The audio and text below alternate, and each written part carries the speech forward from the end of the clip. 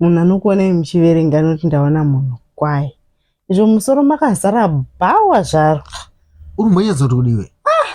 Zvizvo muchititira kwamadzimai namadzibaba kwatanoenda titi tinoereswa namadzimai namadzibaba. Ndo zvanotora kwauti madzibaba makunoitawo zvenyuko. Ndo vanhu vanoeresa vaya.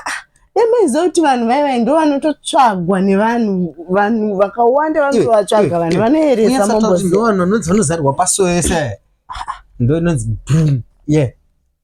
Iwe munokutasvika kunoka padho kwati ndiani?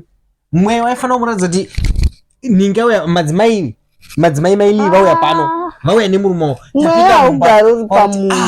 Ndimi. Inga zvenyu tatisina kumbozvitarisira kuti muchauya kuno titambire kani mauya nei. Hati anenge ari munhu here neimi. Mweya waifana kuudza kuti madzimai maili vangachauya kuno nhasi. Vachiuya ndiwo vakutosvika apa. Iwo zvinotsanana apadho. Wazoona here kuti havaoni chinhu? Pandaona kuti vari kufamba netsananguro kunye panobva ndataka confero wala Jordan. Iwe ndimi dzangu dzakadarika ndidzawo tatadza kunzwa nina ndimi. Confero wala Jordan. Nyara mind never chimanda. Iwe ndaita ndimi madzibaba atadza kudzinzwa mwanangu. Musoro makazara Cross Rabi